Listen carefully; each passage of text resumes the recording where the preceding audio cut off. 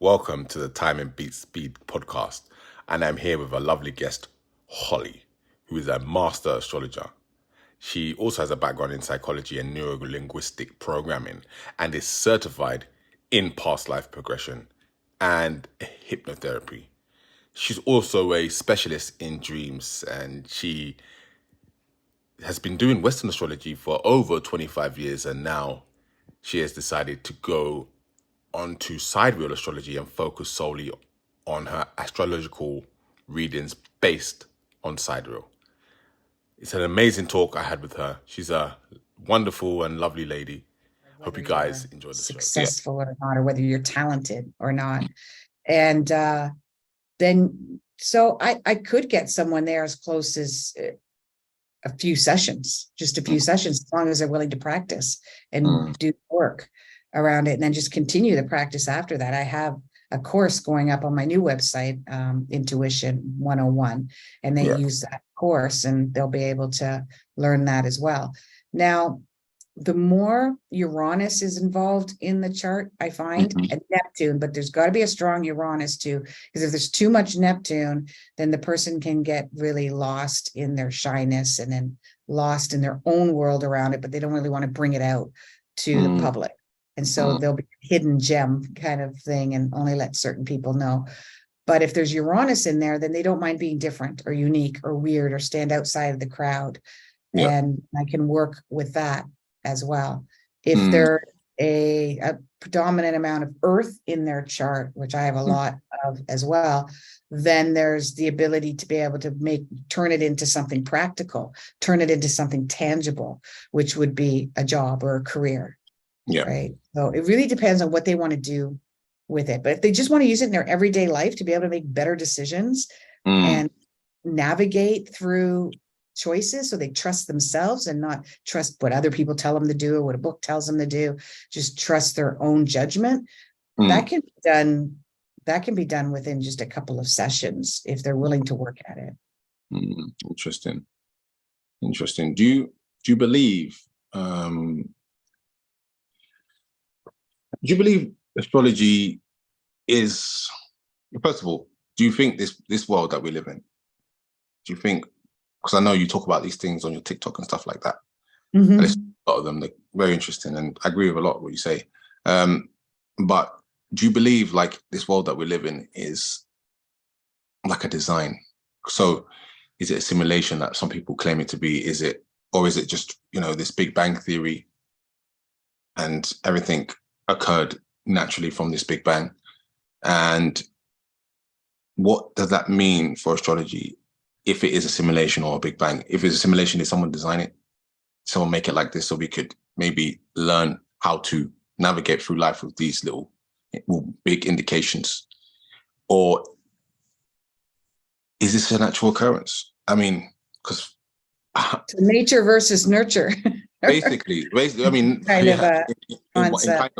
In a bigger way, to be honest, nature versus nurture. So I mean, it's a Doreen. I understand what you're saying, and how weird do you want me to get? Because I could get really. No, I'm probably with you, but I'm just like Go ahead. Yeah.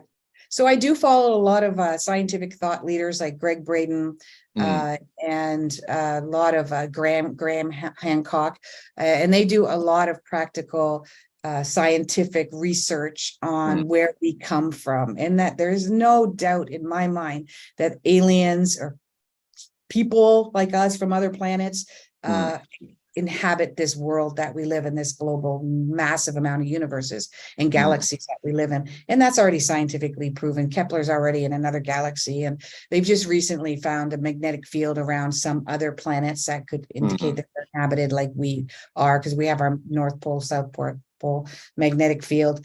I do believe that there is this composition of yin and yang, or evil and good in all of the universe. It's an energy. It's not actually people. You decide what energy you want to take in, what you want to utilize, what you want to breathe in and exhale that energy. And I do believe that there are entities out there that are good, evil. There are some people that think one has to take over the other. I don't believe in that. I believe it has to be an even amount, just like a yin and a yang. We need the good, we need the evil, we need the positive, we need the negative. You know, electricity doesn't even work. A battery doesn't even work without its negative and positive parts of it. So nothing else works either. It's the same thing even with our cells within our body. We have negative and positive charges within our own body, within our own cellular system. So we are an entire galaxy. It's anybody in the medical field knows how complicated our bodies are and how they work well with each other. And it creates this whole running being. So the entire galaxy is the same way as well. I do believe this is going to be real much my Mars Libra answer is a little bit of both. I do believe we are simulated somewhat, because I believe that the entities out there that are bigger than we are, they're more powerful than we are, that may have created us on this planet, because they've already proven that we have Greg Braden talks about this, that we have a cell, a half of a chromosome more or different than what our primates have, which they say we have descended from. And I always had a problem with that, because I'm like, if we descended from them, why aren't they still turning into humans as time moves on, right? It never made any sense to me. Why aren't the fish turning into salamanders and turning into we don't see none still? of that. It shouldn't stop, right? Yeah. So anyway, so they're saying that this was implanted in Neanderthals at one time. And then that created us. Like, so we're a hybrid, right, of these alien and human or human form type. So I believe that we're like their babies, we're like their children, we're like their people here, and they want us to succeed. They want us to be healthy and happy and use this earth the way it was originally given to us. It was here to house us, feed us, medically support us. We have everything on the planet that we need if somebody knows how to use it. We were separated by countries, by continents at one time. So there would be healing attributes in one country and not in another. There would be food attributes in one country and not in another. And the idea was one day we would migrate and learn to connect with each other and support each other and become even more powerful in keeping ourselves healthy and having more sustainable living, and also nice, more diversity of foods and more diversity of religion. But it went all wrong because the evil came in, it started taking over, and it started programming us so that we wouldn't get that powerful, so that we wouldn't get that strong and that knowledgeable, so that we would depend on them for our aspirin, for our cures of cancer, for our surgeries and operations and everything else, and curing ourselves through all these natural abilities that are out there. And it doesn't mean that they wouldn't have figured out even a way to manipulate some of our natural resources to help heal us even stronger. But it got taken over by the evil part. So that's the programming part, or the simulation. So now it's become the simulation, and we're being programmed, and we're being kind of moved around like pawns in order to keep us from becoming powerful.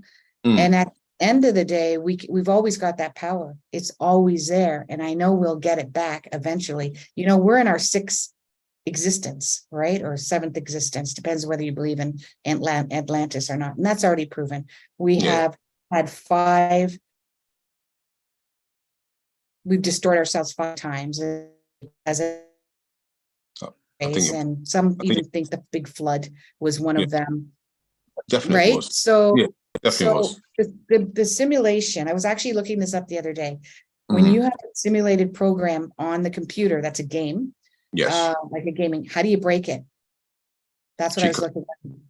How do you break it? What, break the simulation? Right. So it no longer runs anymore. What do you mean? As in the game stops running? Yeah, if it was a game, how would you break it? Break the game as in complete the game. Is that what you mean? Yeah. Yeah. So I don't think it exists. Like my husband plays the game WoW, or he used to, and there's never ending. I mean, this WoW game's been going on for like 20 years or something like this, right? It's not ending. Well, I think it's just on a continuous, like any game you play, it just they may create new things for the game for you to now try and succeed, especially on these online type of games. You know, Exactly. they'll create something new for you to achieve, so you feel like, you know, there's something to do, but ultimately you're just doing the same thing over and over and over again. You are. Exactly. That's a Yeah. great answer. That's exactly it. And then you just go and purchase the new edition of the game so that you can use all of its new. So that's the simulation. So we either have to become not interested in the game anymore, stop playing, or the game, or it gets destroyed. Yeah. You know, I feel like Computer breaks down. It's got too much information. I feel like this is 100% a simulation for me, personally. And I believe, you know, in the 12 laws of the universe in terms of energy and everything like that. And, you know, everything around us is energy. And, you know, we're here just manipulating energy or being manipulated by energy, either. And I feel like this simulation is here to, like, maybe gain something from us, from our energy. Whatever the simulation is, it gains from our energy. Maybe just whoever is the creator or creators, or those beings who are beyond our even mental understanding, are there just to collect data or information or energy, whatever, from how we behave and respond. But I believe, like you said, like a game, when you compare it, I believe, like, let's say when someone creates a game, they give the whole game many different things that you can do within that game. And, you know, there's cheat codes in that game. There's other things you can do in the game which no one else can do if you know how to do it. And I believe, like, you know, astrology, you know, you're basically, you being a clairvoyant is a cheat code. And some people have different abilities to do X and different abilities to do Y. And I feel like that. honestly, I feel like we all have different. The game is about how can you manipulate energy, I believe. And like what you're saying, when we talk about astrology, when me and you do astrology, you do it to a supreme level. There is no doubt. But when we do that, I believe all we're doing is we're actually manipulating the energy to give to somebody, to make someone's path easier and better. When you get these visions and things that come into your mind, again, it's your vibration, your frequency, your energy that allows this to come in. And the key, I think, is obviously humanity getting to that level where, you know, like you said, we all have the capabilities and abilities, but at the same time, there is this yin yang thing, this opposition energy. And I think the more good there is, the more bad there is. I think it's never, I don't know how you feel about this, but I don't feel like it's ever all good or all bad. I think it's never just evil or just good. I feel like they coexist.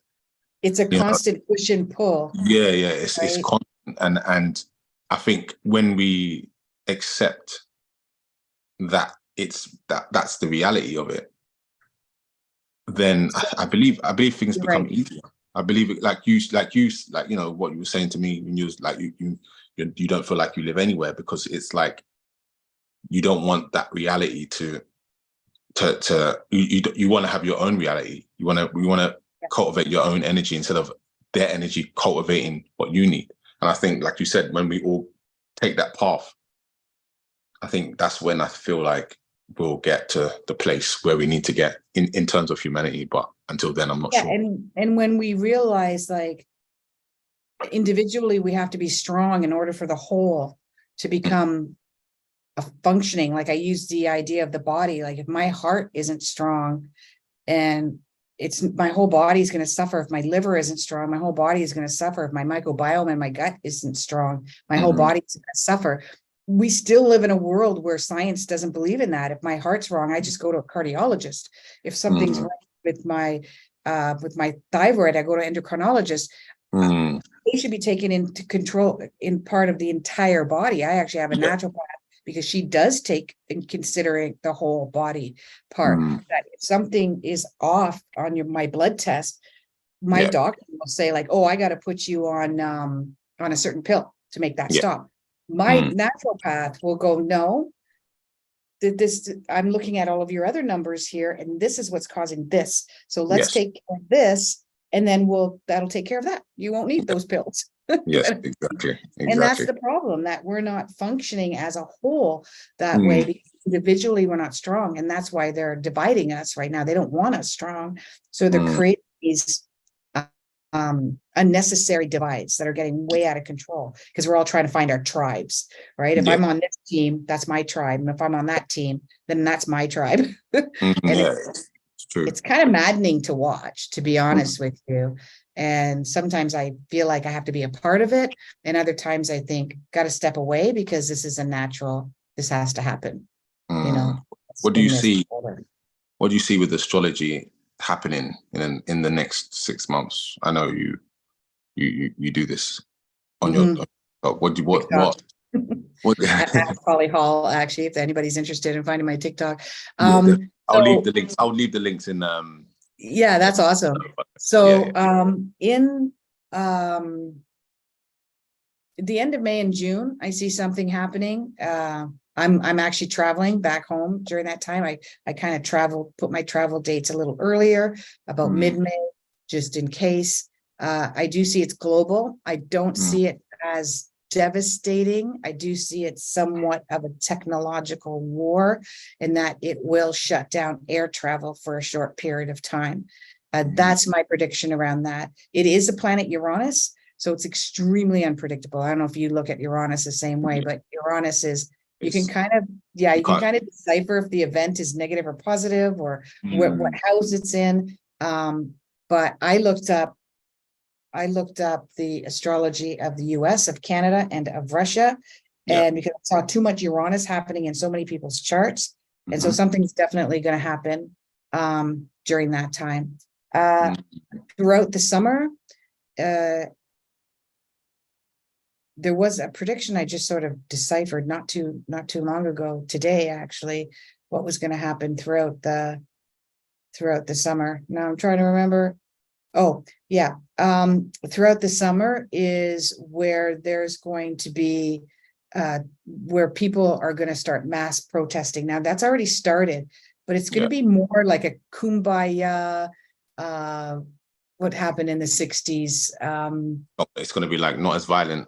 You mean basically? No, not as violent. It's going to be what happened in the 60s with all the music and the music. It was like the hippie type, hippie, it's going to be more like that. Like, more, it's spiritual, basically, kind of thing in some ways. Yeah, definitely. Yeah, so it's going to be a lot more positive. So that's going to be throughout the whole summer, specifically in places like Canada, where I'm from, and parts of the United States, parts of England as well. And because they're just going to get sick of like this tyranny, this anger, this raging in the streets and setting off fires and yelling and screaming. It's just going to get too overwhelming for everyone. And so we do the same thing in a very peaceful manner. Definitely there's going to be something happening after November. Now, part of that is not astrologically, it's because I know what's happening in England, that's coming from Canada, and the rest of the United States. It's actually going to be in the London, England area. What's it going to be? Because I'm here. You're here. I know. You're there. Well, a lot of people may know of it, and that this is very controversial as well, as Jordan Peterson. So Jordan Peterson is from Canada, but he is a philosopher and a thought leader, and he's very much against a lot of things that are happening. And he was traveling the world, and he started connecting with world leaders that were also passionate as he was. I like Jordan Peterson a lot. Yeah. So in end of October up until November 3rd, they're having the huge convention for his new version, alternative to WEF, and they call it ARC. ARC. He's trying to bring something against them, isn't it? And and you're saying something an alternative. He tries to say it's not against. He tries to say it's alternative. They can self-appoint themselves. We can self-appoint another version of it. And there's apparently 2,000 leaders or experts and professionals around the world that are joining him, and they expect 20,000 people to be in the audience as well. We're going to try to be there. We're not sure. We're thinking about it. Great, amazing. That's going to change it. That's going to create a huge divide. Every time, so a lot of people freak out about this divides, but I get excited when I see that, because I'm like, we need this to happen. 100%. We got to keep We got to keep, and I do believe it will end up in a 50-50 split. I do believe that half the world will live in one way and the other half will live another way.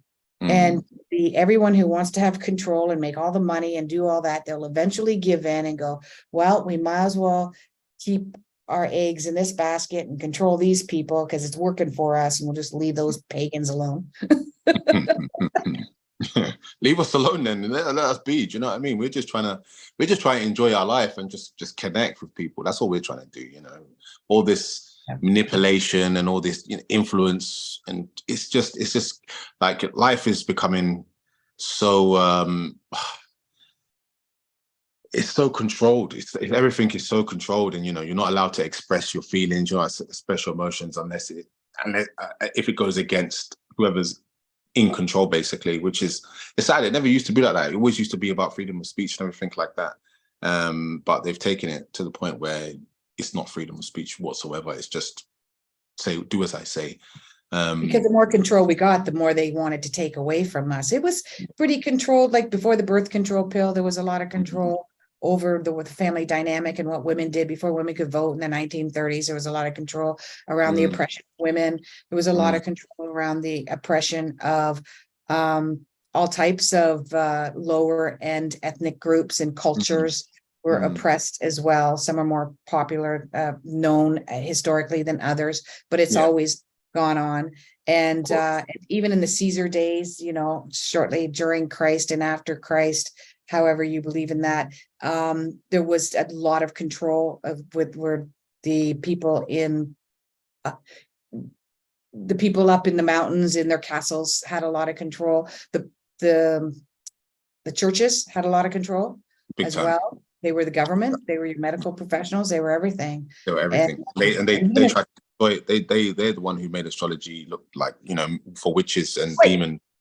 That's what I was you just segued into it. That's what I was going to say. Until the 1800s, astrology, you had to take it if you wanted to be a philosopher or medical, or you wanted to go into politics or science. You had to take astrology. It was a part of it, and then they took it away. The church took it away completely, and they've hidden that from history as well, which is all kings and queens and sultans, and they all used it. It was normal, and you know, it was a privilege to go and see your astrologer and for him or her to give you what you need. And now it's coming back. It's not demonized now, to be honest, but it's coming back. But do you think, like, you know, there's a lot of misinformation out there? I don't know how you feel, but sometimes it doesn't annoy me because I believe everyone should, you know, do what they feel is right for them, and you know, that's fine by me. But at the same time, I feel the misinformation is just, I don't know, it's a bit frustrating. Do you think like there should be some sort of, they probably shouldn't be parameters with astrology because it's a self-expression at the end of the day, but how do you feel about them? Or do you feel like there isn't any misinformation? Do you believe that everybody's opinion is their opinion regardless of how they interpret astrology? That's a great question, because I do believe that 50 or a good percentage of people have literally been born here to become the controlled opposition. And I don't like that word when they talk about politics, because people use that word too much, just like they use narcissism too much. But I do believe souls were born to be the opposite on purpose in order to show, look at the problem we have. I'm going to highlight the problem because I'm going to be the biggest a-hole in the world. And I'm going to be that person. And we don't want to believe that. We don't want to believe that maybe Anthony Fauci, or we don't want to believe that Trump, or we don't want to believe that maybe even if you don't like Jordan Peterson is a person that's kind of pointing out the evil that's in the world. But they have come on purpose to create a balance again. So we are going to get really frustrated if we can take a look at the whole picture that, hey, this problem, they're not the problem. They're only highlighting the problem that already exists. It's already there. So you can sit there and go, I agree or disagree. You can go on these opposing sides to argue with each other about whether this person is good or evil or not. But why don't we just take a look at what they represent, the whole big picture that they represent, which is control, you know, that somehow we're being controlled and manipulated to start arguing with each other. We lose, like anybody knows that's been in a long-term relationship, that when you continue to argue or you become very combative amongst each other, you start to lose the original meaning of why you started the disagreement in the first place. And next thing you're arguing about how much dishes you do and how much garbage you take out. And that's not even the whole point at the end of the day, why you started the argument. And so you can completely destroy the relationship because you can't stay on point of what the outcome is that you want. And that is happening. We've got, a lot of planets, well, depending on which way you look at it. But in the last 2 months, we've had a lot of planets in Aries and Gemini. Now they're moving into Pisces. Some people will see it a little bit different, but either way, we've got this energy of, and I warned about this two months ago, that the gossip is going to get out of control. And people don't realize what gossip is. When you see something on social media and you don't back it up by facts and you just share it all over the place and make it viral, you just gossiped. Big time, like massive, because you don't even know if it's true. You haven't even researched it. And it's no different than in high school. If somebody says, oh my God, did you hear that Holly and so-and-so, they broke up because she cheated on him? And they're like, oh, did you hear Holly? Did you hear Holly? Did you hear Holly? And next thing you know, I'm not even broken up with this guy. I didn't cheat on him. But now the whole school thinks that that's what happened because somebody didn't check the facts. Somebody didn't come to me and ask me if it was true first. Exactly. And then I can't, how do I tear this down? I can't. Unless I stand up to the whole school and announce it. And even then, they're still going to believe in what they want to believe in, their narrative, because people love gossip because it connects them with each other, right? Exactly. Telling each other a secret. Now we're connected. Exactly. Yeah. But if you don't have a desire to connect, but you have a desire to make sure that somebody doesn't get unduly harmed or hurt, then you will find out what the truth is. And that's honestly, that's when I was in grade school, that was my biggest thing, gossip and bullies. I would call them out constantly. What you're doing is wrong. Why are you saying that? That's not true. I was the biggest nerd because of that. And so I can see your point, why you're aggravated about it, because that is everybody's pet peeve right now. And they don't know what the truth is, and they don't know who to believe anymore. And some of it is getting really, really carried away. The big thing that's going on right now is it's getting infiltrated into other areas that it shouldn't be. It shouldn't be there at all. But that's so people are arguing against each other that has nothing to do with the original point of the problem. And that's going to continue. And for the rest of the year, we're going to be in this finding out. And the other thing is that we got this God mentality that some superior being is supposed to protect us and take care of us, like your government, like a doctor, like a. If we're not accountable, we're not accountable for our own actions. Generally, I think we don't want the responsibility of the truth, not just the truth. I think of our health, what's going on in the world, what's happening to your kids. We blame the teachers, we blame the government, we blame the doctors, we blame the next door neighbor. We're all in control of our own destiny. And even within astrology, sometimes people want to come to you for a reading, for you to solve all of their issues. And it's like you need to be accountable. I'm going to give you the information and the direction and the map to take you to where you need to go, but I can't take you. You have to take yourself. And I think sometimes, you can, obviously there is different techniques of doing X, Y, and Z with people, but I just think people aren't as accountable as they used to be, or maybe this society, this world has created people so that they are reliant on external factors instead of their own source of power. Do you know what I mean? But and that's by design. Yeah, of course. It's not accidental. It's not accidental. No chance. All of what's happening now has been designed precisely to take us where we are now. It is not an accident whatsoever. And when people think about this and that's happening, I'm like, you need to go back just to see what's really happened. And when you go back to how they did this and how they managed to incorporate X and incorporate Y, then the answer is more clear. But some people, they don't want to. But it's their life and it's their choice. At the end of the day, you can't blame anyone. But obviously, you was doing Western astrology for over 20 years, which is topical for some people. and now you're doing sidereal. I mean, obviously I do Western. Why the big change? I mean, is Western wrong? Is Western astrology just wrong? Is it not accurate? Am I just It's a lie. wrong? It's a big lie. Like A big lie? Is it misinformation? Am I being misinformed? Is there slightly two? misinformed. Yeah. Is there like two? Because obviously there's a lot of misinformation in generally, and they do it basically so there is no answer to maybe destroy the whole aspect of astrology. You know how they influence many things, not just the world and governments. They can infiltrate what they want, and maybe sidereal or Western is the infiltration to be the misleading of astrology to break it down so people have oppositions and clashes and arguments so that no one really wins. Do you know what I mean? Maybe that's part of it. I don't know, but why do you believe more in sidereal than Western astrology? Just that alone. Go ahead. Yeah. So there's a few answers to those several questions, and one is, astrology, the mathematical part of astrology was designed 2,000 years ago, even less with the Kepler one, with the calculations of it. And the Earth is on an axis, so it's got a bit of a wobble to it as well. And we're about 24 degrees behind our view of the galaxies than we were 2,000 years ago. Slowly, I think it's like one every 100 years, a few hundred years, something like that. And so it's shifted.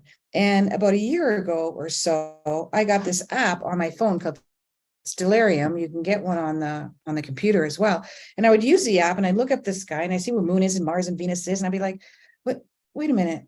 It says this. No, it's not. It's astrology says you're in Virgo and this says you're something else. So I got really excited. I threw the app out. I was like, you're all wrong, And then I started noticing a few clients saying that I was accurate, but I was off about a week or so. Like it happened exactly what you said happened, but it happened a month ago. It wouldn't be much more than that. It would be about that much. And that bothered me because I still got Virgo in my chart, even though my Western is Virgo and my sidereal is Leo, still got Virgo in there. And so that Virgo side was going, I got to perfect this. What's wrong with this? And so that was kept in the back of my head. Then I accidentally found this other astrologer on YouTube who was talking about sidereal. So I got very curious about it and started watching it. If you look at, there are several astrological clocks that are made in the world that were designed in the 1400s, 1300s, somewhere in Italy, but the one that's still working, that's very famous, that was reconstructed and still working, is in Prague. And it's sidereal astrology. They'll even say it. If you research it, it's sidereal astrology. It's looking at the stars exactly where it's at. NASA will look at the constellations exactly where they are according to the ecliptical.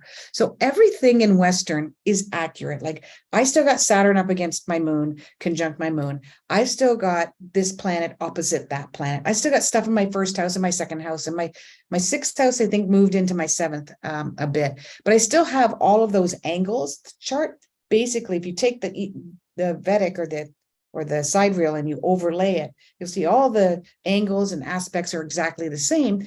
The planetary connection to the constellations has shifted 24 degrees backwards, because the planets move in an opposite direction of the constellation. So instead of being 9 degrees Virgo, I'm now, I can't remember, but something like 15 degrees or something like that. 11 degrees actually, I think I am. No, 15 degrees Leo. But a lot of the things are similar. Like I still got Virgo in my chart, still got Libra in my chart, like I did before. And it's just much more accurate. That must have been quite tough, though. Obviously, to accept, because obviously you must have heard it quite a lot throughout your lifetime, and then to actually make that transition after all this belief. Did you then start to question everything you used to do? Do you question everything you used to do? Do you think that? Because I knew that everything else that I did around, you got anger management issues because you got Uranus opposed Mars. You've had issues with your father that alienated you because you've got the sun square Neptune. All of those things were still true. And I look at all of that. When I first start doing readings with my clients, I first start out the very first time you have a reading with me, I start off about 10 minutes just talking about you and your childhood and all the players in your childhood, including your mother, your father, your siblings. And I use the aspects around that. Now, someone could say to me, using Western astrology, you're sensitive to criticism, to me, which means that you're really excellent at problem solving, but you don't really appreciate somebody problem solving for you in a constructive criticism way, unless you asked for it, unless it's a dialogue of yours. Now, that's a strong Virgo, and that would be accurate. Now that I'm a Leo, that's not as accurate for Leo, but I still have Virgo in my chart. My Mercury is still in Virgo. And Mercury Virgo, which Mercury owns Virgo. Yeah, big time. An extremely analytical place to be. Yeah. I mean, that's, I can't escape it, even in when you said sidereal. Mercury Virgo, I'm like, I'm not gonna challenge you. Do you know what I mean? Because Western, I'm Gemini, Mercury in Gemini, so it's like similar, but I know Virgo stronger. Because it's exalted in Mercury. But yeah, I mean, it's I still find, me personally, I find it like interesting that I still find most of astrology accurate in terms of Western. But when you obviously, I had free readings previously in sidereal just to really find out what it's really about. And I have to say it's all accurate. But obviously, when you did mine, yours was completely accurate. Basically completely accurate. I just say it adds another layer. But I think because the way you do the aspects, I think it's really, really good. How you decipher that, to be honest. And I think it's really good how you do that. But I still, like you said, feel like you said, most of them would be still in the same place, regardless, Western or not. So, or sidereal. So I think I don't know. I'm personally not convinced, but I'm not saying that I don't doubt it. I'm not saying that it's wrong and that it's inaccurate. I can't, because I've not found any inaccuracies. But well, even though, like, I'm looking at your chart, and even in sidereal, you're still strong Gemini. Your Mercury's still in Gemini. Your sun is now in Gemini. I don't know if it was in Gemini before. Let me look at the like you're still very strong Gemini. Yours didn't really move much. In fact, you got a whole stellium with your Chiron in Gemini. I know. You got 5 planets, if you consider Chiron a planet, in Gemini. So is my Mars still in the second house or the third house in sidereal? It's in the second house. Okay, barely. Barely. It's this one is wider. Yeah. I mean, it's an Aquarius. I've obviously, it's Pisces in Western, and it's interesting, obviously, for the. It's funny that because obviously I do have the passion for like spiritual stuff and stuff like that, but I do also, I'm very rebellious. But I don't know if obviously about the deacons and stuff, and my deacon is ruled in Western is Uranus, which is again Aquarius type rebellion, original type. Teach me some stuff on that. I know about that. I learned it, but I never used it as part of my practice. Well, it's like you have the deacons. It's like you have the first deacon, which is the first 10 degrees of the first 10 degrees of the chart of the sign, which is the actual original. They say it's the more original part, the actual true. Like if you're a Gemini in that first 10 degrees, first 10 days, whatever you want to say, it is you are actually more quintessential Gemini, and I do come across those types of people when they are like that. And then you've got the middle part, which is more fixated. It's more of a fixated type of Gemini, which is myself, more stubborn, more a little bit more argumentative, a little bit more fixed in the way they behave and stuff. And then you've got the last 10, which is, again, I forget the planet which is ruled by. I don't know. I can't remember the individual planets which all the deacons are ruled by, but they all have planets ruled by them. And then that's less so of Gemini, and it's more changeable, mutable, more relaxed, and less of the like in your face type Gemini, like the first two. which the first one is always ruled by the ruling planet of the sign. So the first decan is of Gemini is Mercury. The first decan of Taurus is Venus, etc., etc. So, you know, I mean, I do believe, I do connect with, you know, Uranus type energy, because I've always been this original type of person, and, you know, this is quite shocking and quite do my own thing and independent type of Gemini, compared to most of the other Geminis I know, which I know most of them are in the first 10, which are just, you know, proper Righteous. Gemini. Yeah, righteous, fun-loving, you know, out there, like very funny, expressive type of Geminis that, you know, you just know they're Geminis. Do you know what I mean? So, you know, there is something. I do believe there is something behind it. In sidereal, they don't have exact 30-30-30. Because the constellations are different sizes. But, you know, like when you said that, I was thinking, you know, like the houses, for example, like when you do someone's that chart, the houses aren't the same. Most of them aren't the same size. So I was thinking, like, isn't that represented in the house, or if they are, and also you have, so sometimes, for example, let me think of a sign. Sometimes Libra or Scorpio starts on the 22nd or the 23rd. So different, depending on the year, it changes. So isn't that then also represented in the terms of the size of the sign within that change of the start and the finish? So I don't know.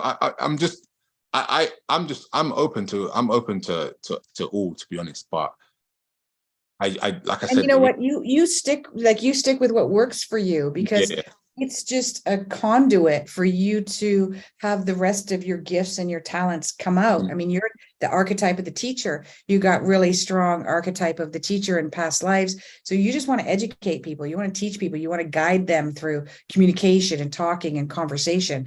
And when you look at, you know, even though Mars and sidereal is in Aquarius, it's still sextile your Neptune. Very strong connection with your Neptune. So it's still very Neptunian. That's how I look at it as well. So amazing. It's still there strong. It's still a component of yours. Okay. But see, if your Mars, now that your Mars is in Aquarius and a lot of your planets are in Gemini, now that's all trines or disconnected, where when it was in Neptune, it was a square. Yeah. And when it was in Pisces, it was a square. Yeah. That's not. I'll take that. I'll take that one. I'll take that if one. It was in Neptune, if it was a square, you may not have put yourself out there. You'd have even more massive abandonment issues. And you just want to hide in the bushes somewhere and not really communicate with anyone, because for fear of being wrong, for fear of being incorrect. But you got a kite, right? You got a grand trine with that. So you got that kite combination there. And that doesn't matter what planet it is, or what sign it's in. You got a kite. And that's with Chiron, which means you purposely came here to gift and help the you already got a strong masculine feminine energy. You're very balanced in your masculine and feminine energy because of Chiron's between your sun and your moon. And you have no problem communicating that because of all that Gemini in your chart. The only part is that I would say, according to your chart, is it can get really lonely because you don't have enough people. This is a distinct language. It's like you're living in England and you only speak Italian and everybody else speaks English. And it's like you can't speak to anybody because nobody knows your language and you have no desire to learn English. Right. So it's lonely for you not. That's why, it's good that you're starting this podcast, because now you can have the conversations that you want to have in real life that you can't. It's interesting because there was a point for a long period where the way I would communicate would not be aligned to me. I would be aligned to others, but now, especially in the last 2 years, I've only focused on specific communication. I can have little chit chat or whatever, but the things I really want to talk about, the things I really want to say, if I'm not in line with you, and that I won't even, I can talk, but people can even tell I'm not really that much interested, and that's also why I know that a change of environment is key for myself personally. But yeah, I mean, it's interesting. Obviously, the way you calculate the aspects, I'm sure you used to do that with Western as well. I think, like, for me, my like, I understand aspects completely. But again, I don't use them a lot when I'm breaking down a chart. I use them more in terms of compatibility and relationships more so. Obviously, you can see all the planets in the seventh house. But yeah, it's really interesting. I'm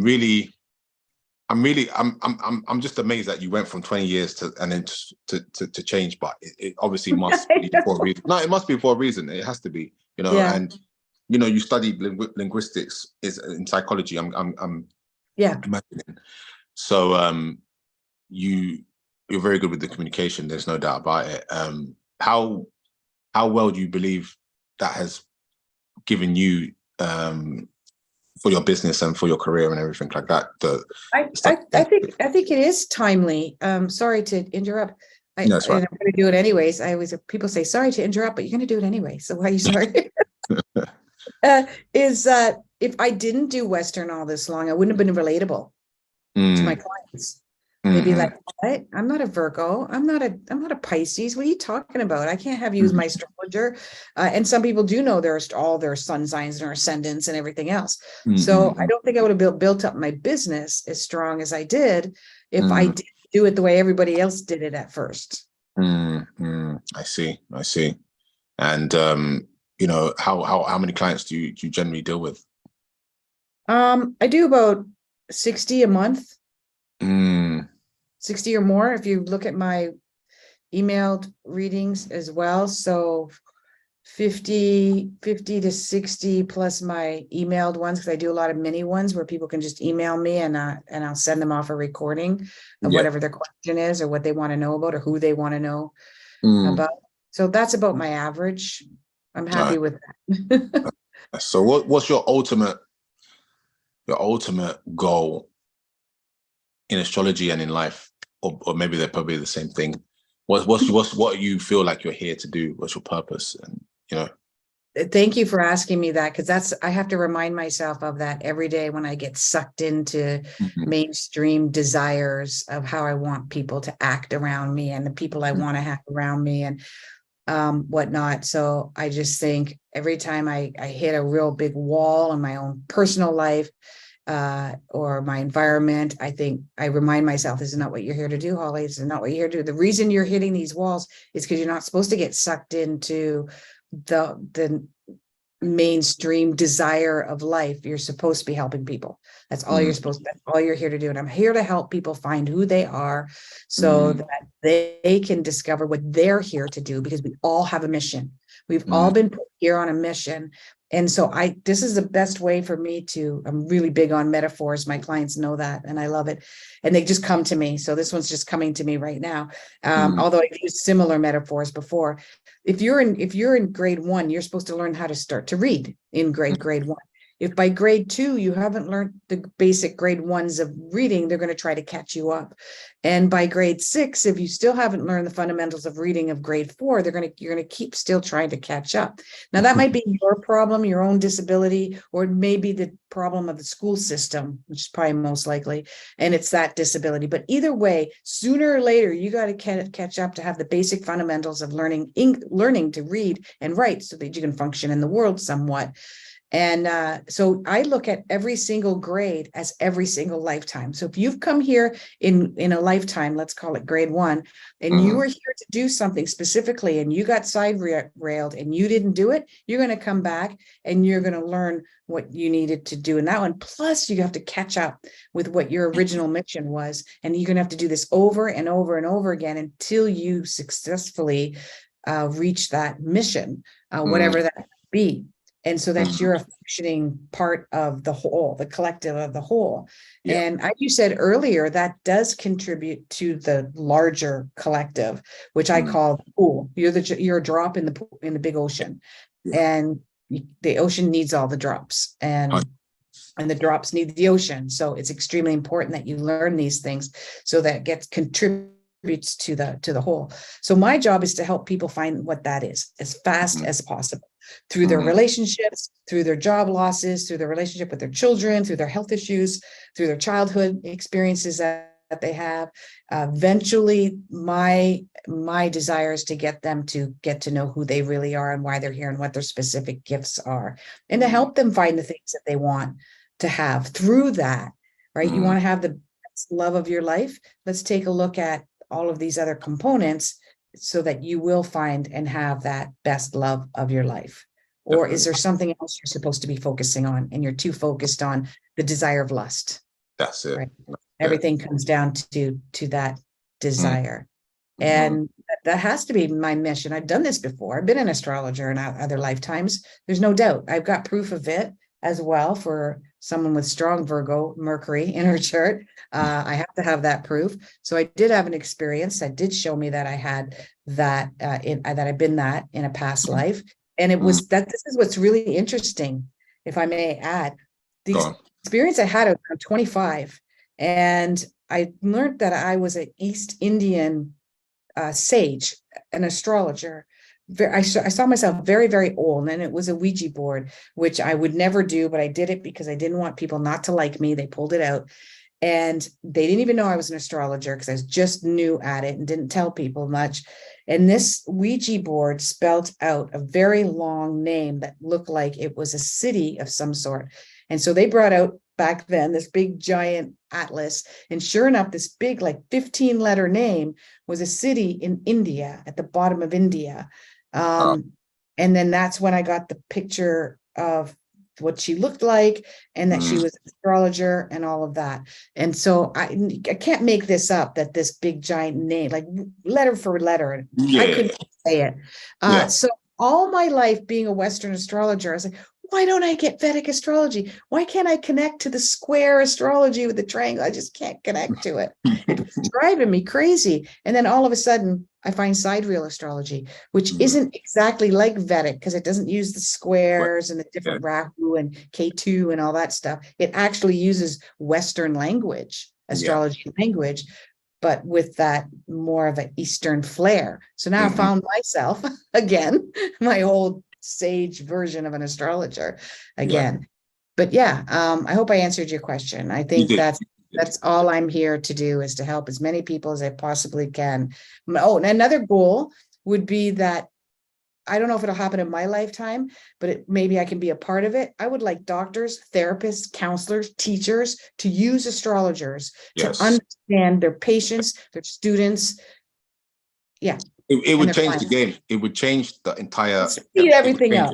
It would change everything. Or they don't know nothing when they start to analyze, assess this and that. I'm like, only if they knew astrology, they would know how to heal someone very quickly. They'll understand someone's mental issues, psychological, physical. You know what I mean? It's all there. It's all within astrology. Everything is there, and it's just being completely ignored for reasons that I'm not aware of. But that is a great purpose, and both of those purposes are amazing. And you've been an amazing guest, and you've been honest and open. You know, maybe you are Leo. You just talk from the heart. And so, you know, it's been amazing talking to you. And thank you, Stuart. It was great. You were a great host. I hope I can continue talking to you because you know a lot, and I would love to learn from someone like yourself. But thank you for being here. My pleasure. And a wonderful day. Thank you. You too. Thanks again. Talk to you later. Bye. See ya.